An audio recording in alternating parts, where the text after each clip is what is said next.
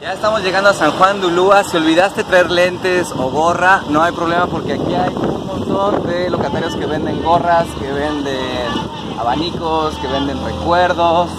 Esto es muy jarocho, la jarochosidad no se puede entender sin estos abanicos que son muy típicos de aquí. San Juan de Ulúa, que está en custodia del Instituto Nacional de Antropología e Historia, recibe muchísimos visitantes todo el año. La entrada es muy módica, cuesta 55 pesos por persona y los domingos es entrada libre. Hoy es domingo, casualmente nos tocó venir en domingo y vemos que llegan y no dejan de llegar turistas. Es una hora temprana del día, pero afortunadamente siguen llegando y esa es una señal buena porque hay mucha gente interesada en la historia y seguramente mucha gente que se suscriba a este canal. De los fortines donde se resguardaban los soldados para poder vigilar lo que era la fortaleza y también poder ejecutar diferentes ataques. Síganme por favor al interior de este lugar. Como podemos ver, las ventanillas, no sé si vieron el video del fortín de Plan del Río, también tiene esta misma característica. De este lado podemos ver que es ancho, de este lado de la pared, y de aquel lado es angosto. Como verán, podemos tener una amplia vista sin poder ser descubiertos. Y esto permitía que pudiera atacar el enemigo a cualquier persona. Esto es por si traían un dron enemigo o un helicóptero, también lo pudieran parar. Este es uno de los mini baluartes dentro del gran fuerte de San Juan de Ulúa. San Juan de Ulúa fue construido con los materiales que había en la región y este lugar fue elegido porque alrededor de él había un sistema arrecifal, o se hace muchas arrecifes juntas, o se hace piedras vivientes. Estas fueron usadas también en la construcción de San Juan de Ulúa porque al volverse el coral una cosa muerta, se vuelve tan sólido como una piedra. Aquí pueden ver coral, es el coral cerebro, y de este lado también podemos ver un pedazo de coral hecho perfectamente bloque. Suave, nene, te puedes confundir en la textura del coral antiguo. Estas galeras tienen por principio, cuando son construidas originalmente, ser cuestiones de almacenaje. Cuando se vuelve prisión, estas galeras tenían por lo menos más de 60 o 100 personas viviendo en condiciones de hacinamiento. Estaba todo esto plagado de cucarachas, de ratas, de pulgas, de piojos, y la temperatura que se alcanzaba a percibir dentro de esta celda era de más de 60 grados centígrados. Cuenta la leyenda que cuando llega la invasión estadounidense de 1847, que es la batalla de Santa Ana, cuando México pierde medio territorio, este fuerte lo llegan a limpiar los estadounidenses con sus oficiales sanitarios y se habla de que lo desinfestaron de ratas, de pulgas, piojos con azufre. Una de las celdas de castigo que podemos encontrar, seguramente al que más peor se portaba, aquí lo encerraban, donde podía alcanzar altas temperaturas y podía estar incomunicado durante días y días. Vean cómo las formaciones de salitre y de humedad se hacen solitas.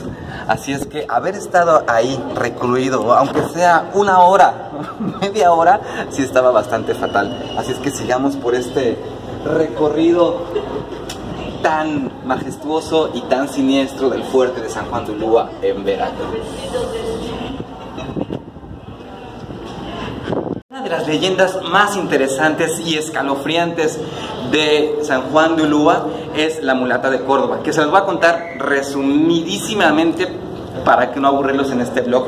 Sucede que había una mujer que era sumamente bella, una mulata. Una mulata es una cruza de mestizo con negro, y a su vez ese mestizo y ese negro ya estuvieron bastante revueltos con otras razas, por así decirlo. El punto es que era una mujer muy hermosa y muchos caballeros querían gozar de sus favores, pero la mulata no era como que un taco placero. Ella era un mujerón reservado para ella misma y sus artes de la magia. Decían que hacía magia, mas ella nunca lo aceptó en público. Un día un virrey, un marqués, un señor de la nobleza, se fija en ella, la manda a llamar, ella no accede a los placeres y caprichos carnales de este señor y por eso es mandada a encerrar en San Juan de Ulúa. La mulata de Córdoba es encerrada en una de estas celdas y en una de esas celdas empieza a dibujar en la pared un barco. Un barco empieza a dibujarlo con mucho realismo, empieza a dibujarlo con mucho detalle y los guardias veían que cada vez avanzaba más y más con su dibujo del barco. Y una vez que estaba casi finalizado el dibujo, se acercó uno de los guardias y le dijo: oye, ¿pero qué estás haciendo? Digo, pues ¿tú qué ves? ¿Un barco? Ajá, ¿y qué más? Un barco muy real. Ajá, ¿y qué es lo que le falta al barco? No, pues ese barco está tan bien dibujado, tan bien hecho, que lo único que le falta es navegar. Después de que dijo esas palabras, el guardia, la mulata de Córdoba, de un salto subió al barco que estaba dibujado en la pared y entonces vio cómo el barco desaparecía en el horizonte. Esa pared se había fundido con el paisaje y la mulata de Córdoba así fue como desapareció. Este lado de San Juan de Ulúa fue la parte principal desde el siglo XVI. Vean, en estas argollas pesadísimas de bronce es donde se amarraban los barcos. De aquí se amarraba el barco y de este lado se estacionaban todos los demás barcos para poder entrar y llevar o sacar mercancía desde América. Y aún en día, después de 500 años, sigue habiendo muchas embarcaciones que vienen de diferentes partes del mundo. Incluso aquí es a veces un espectáculo cuando sabes que va a venir cierta o cual embarcación, por grande, por vistosa o por llamativa. Y ¿qué más les puedo decir? Véanlo por sus propios ojos.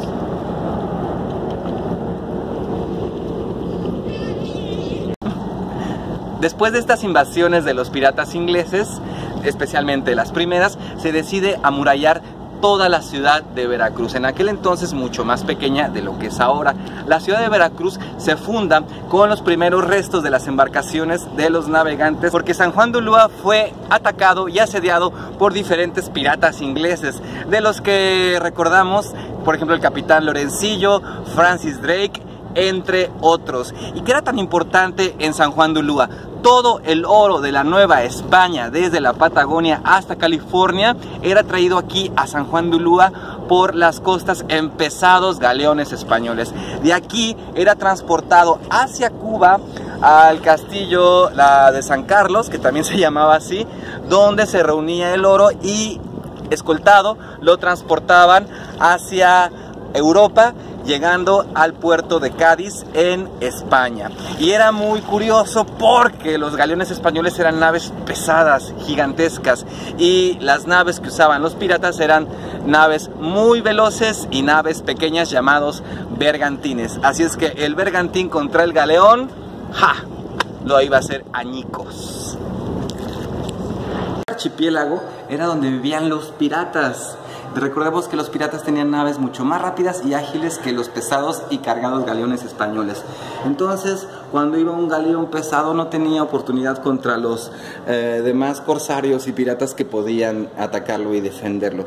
Y recordemos que la piratería del siglo XVI estaba patrocinada por la corona inglesa. Había llegado tarde la repartición de tierras. Y una manera de contrarrestar poder a la corona española desde la corona inglesa, pues era mandar estos mercenarios, estos asesinos, ladrones a sueldo, llamados corsarios, que eran los que tenían permiso de la corona inglesa, y los piratas, que eran los que se iban por la libre. That's right. Como pueden ver, estamos en la parte de arriba del castillo, en las llamadas almenas. En las almenas era donde se resguardaban los soldados para tirar bala. Desde este lado. Y estas pequeñas rampas que tenemos aquí no eran para escatos del siglo XVII, no señor. Aquí era por donde podían subir el cañón pesada y lastimosamente y poder llegar hasta arriba de la estructura y poder echar bala, pero a gusto. Miren de este lado la perspectiva que tenemos, incluso para poder defender de fuerte a fuerte o poderse dar diferentes indicaciones. Estos escalones eran muestra práctica de cómo un fusilero llevaba a cabo su tarea. Primero, era informado que venía el enemigo. Segundo, divisaban al enemigo. Tercero, deseaban partir el queso al enemigo.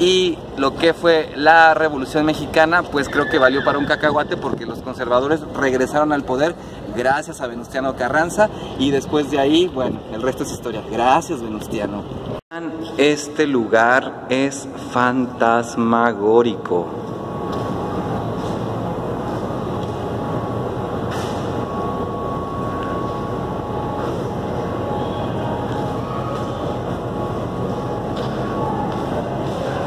Aquí podemos ver una de las ventanas de defensa del fuerte.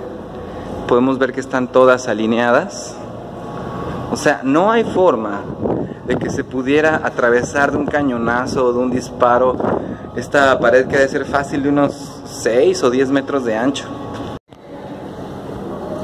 En estas galeras habrá vivido la emoción, la zozobra de invasiones, por lo menos 4 invasiones grandes, más de los múltiples ataques de los piratas que sufrió Veracruz en diferentes épocas de la historia. Y ya la última invasión, que fue la de 1914, que esa invasión fue sugerida por Venustiano Carranza para quitar al grosero de Victoriano Huerta. Y digo grosero porque no quiero decir groserías. Así es que Venustiano Carranza es el que le pide ayuda al gobierno de Estados Unidos, y por órdenes de Venustiano Carranza, el ejército estadounidense llega y toma lo que es el fuerte de San Juan de Ulúa para poder quitar al dictador Victoriano Huerta. Que recordemos a Victoriano Huerta por la Decena Trágica y otros tan interesantes y relevantes acontecimientos. Así es que la invasión de 1914 podemos decir que más o menos fue una invasión extranjera, pero el enemigo residía en casa. Gracias, Venustiano. La mitad del San Juan de Ulúa son todas las armas que se usaron en aquella época. Son armas de mediados del siglo XVI. San Juan de Ulúa es un lugar bastante peculiar porque en él se reúnen muchísimas razas y muchísimas personas de diferentes tipos. En sus principios fue construido por esclavos negros, también por indígenas esclavos y por criollos y españoles sometidos o castigados por la corona española. El nombre de San Juan de Ulúa surge porque cuando llega aquí el primer navegante español, encuentra en esta isla, que era San Juan de Ulúa, un montón de sacrificados, y pregunta a los nativos que quién había hecho eso, y ellos dicen Chulúa, Chulúa, una cosa así más o menos, y se referían a que eran aztecas o eran gente de otros poblados que habían venido a hacer ese sacrificio fortuitamente. Y este navegante llegó un 21 de abril, que era el día de San Juan. Entonces 21 de abril por San Juan, y Ulúa por el vocablo extraño que decían los nativos, Chulúa, que se estaban refiriendo a que eran nativos de otros lados, no de ahí, que habían dejado ese impresionante sacrificio humano. Podemos ver que aquí en San Juan de Ulúa tenemos unos detalles de la casa presidencial, unas escaleras de mármol. Curiosamente, en el fuerte de San Carlos en Perote también podemos encontrar aplicaciones de mármol. En lo que es la habitación presidencial hay una chimenea de mármol. ¡Vámonos! San Juan de Ulúa es un lugar súper especial, donde la naturaleza y la arquitectura juegan un papel sinérgico. ¡Ay, ya! Este arbolito pues ya le ganó parte al terreno de San Juan de Ulúa. Tiene sus raíces ya muy bien arraigadas en el piso, y este guapo dice: yo ya llegué y no me muevo. Y otro detalle muy interesante de este lado, como pueden ver, es la argamasa. ¿Qué es la argamasa? La argamasa, digamos que era el cemento que habían inventado los prehispánicos, y los españoles, muy astutos, lo tomaron a su favor. Esta argamasa era una especie de cemento que estaba hecho por diferentes huevos de aves, por baba de diferentes cactus, algunas tierras especiales y no sé qué otras cosillas, pero eso era lo que fijaba estas piedras y este coral a la eternidad. ¡Ay, ya! Eso estuvo muy mamón. Pero en fin, aún hoy en día esa argamasa es tan efectiva que sigue estando vigente. Y hoy en día las remodelaciones se han cambiado lo que es la argamasa, la antigua forma de pegar las piedras, por cemento. Y afortunadamente en San Juan de Ulúa las reconstrucciones parece ser que están bien hechas.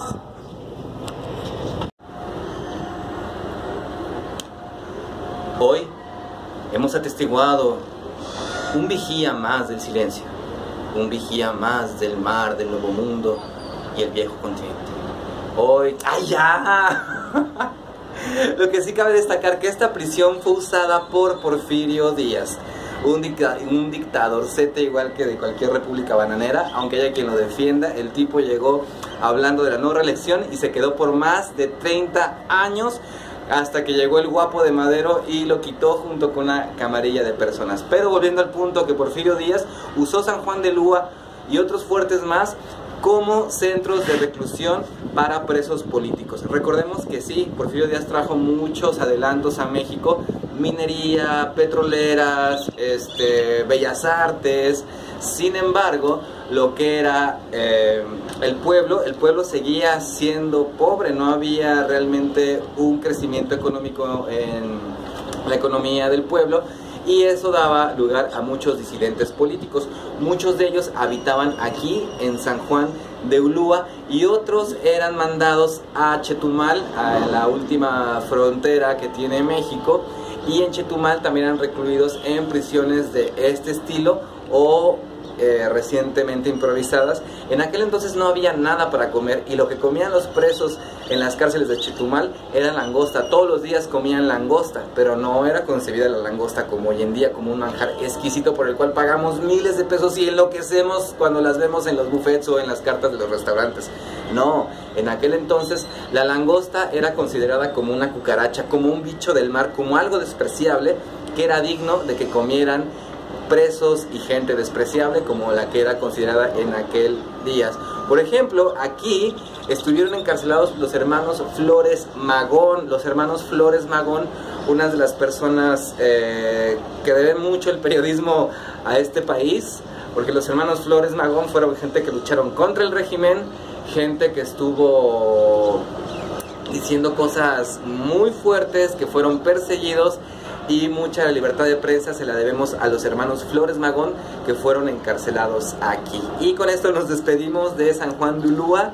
Fue un gustazo platicar con ustedes, darles muchos datos que nadie más aprecia, y aprovechar esta insana afición mía por la historia, como algunos amigos me han dicho. Chao.